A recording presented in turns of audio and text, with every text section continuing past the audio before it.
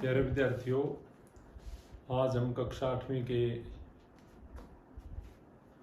संख्याओं के चैप्टर में व्युत्क्रम पर विचार करेंगे। व्युत्क्रम दो ऐसी संख्याओं की गुणा जो एक के बराबर हो जाए तो दोनों संख्याएं आपस में एक दूसरे की व्युत्क्रम होती है। व्युत्क्रम को गुणात्मक प्रतिलोम भी कहते हैं। व्युत्क्रम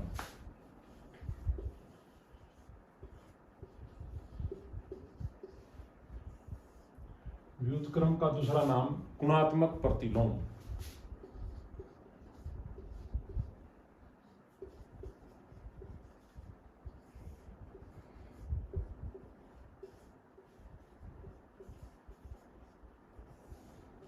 जैसा कि इस शब्द से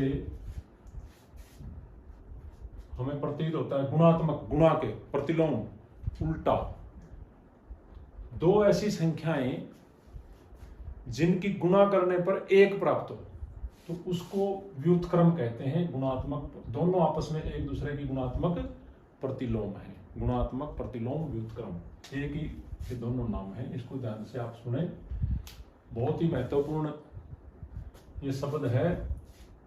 इसको आप विस्तार से समझें। जैसे 1/2 गुणा 2/1, इनकी गुणा 1 के बराबर, तो 1/2 का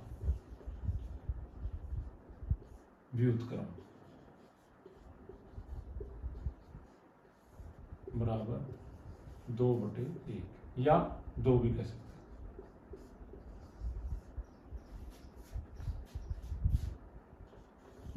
दूसरा अगर आप उदाहरण लें, 5/7 का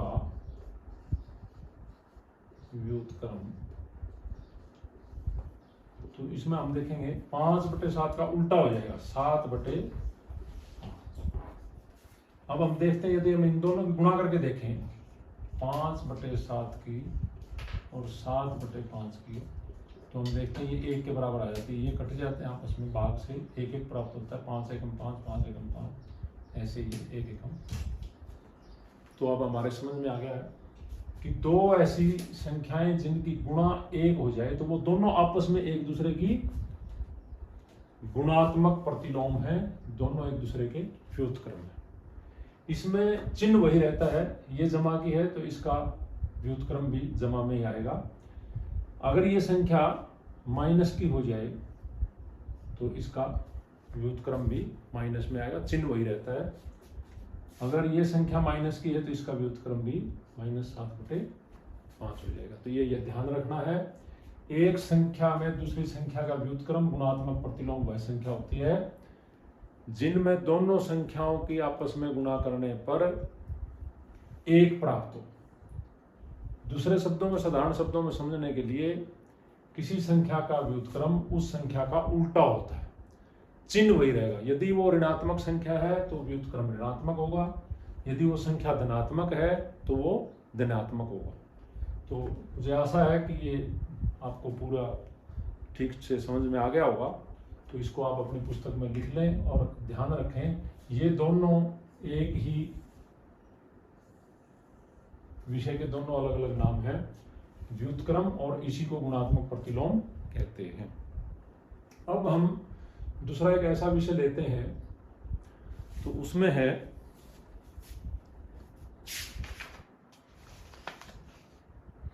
योज्य प्रतिलोम।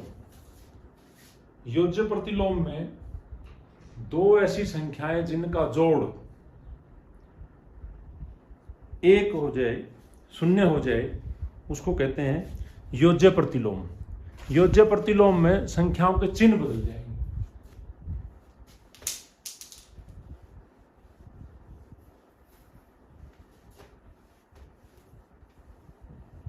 ये था व्युत्क्रम गुणात्मक प्रतिलोम, वो है योज्य प्रतिलोम।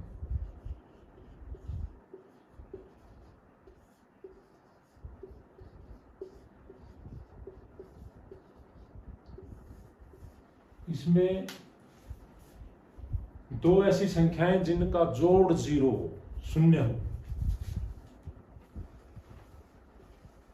दो ऐसी संख्याएं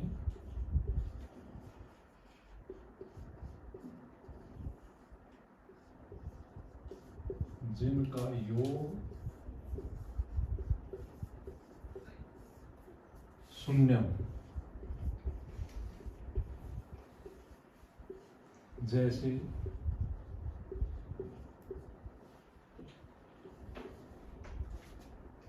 7/3 का योज्य प्रतिलोम।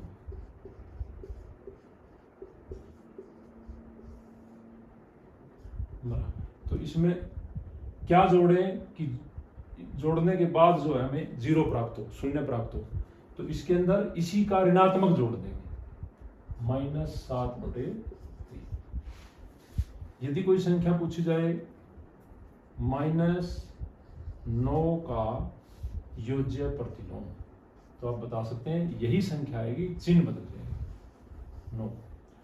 -9 में 9 जोड़ दें तो हमें 0 प्राप्त होगा। तो ये योज्य प्रतिलोम में आप ध्यान से समझेंगे। दो ऐसी संख्याएं जिनका जोड़ 0 हो जाए।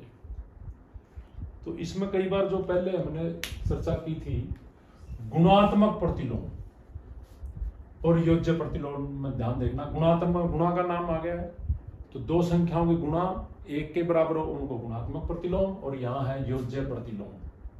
योज्य प्रतिलोम ऐसी संख्या होती है जिन दो संख्याओं को जोड़ने पर 0 प्राप्त हो।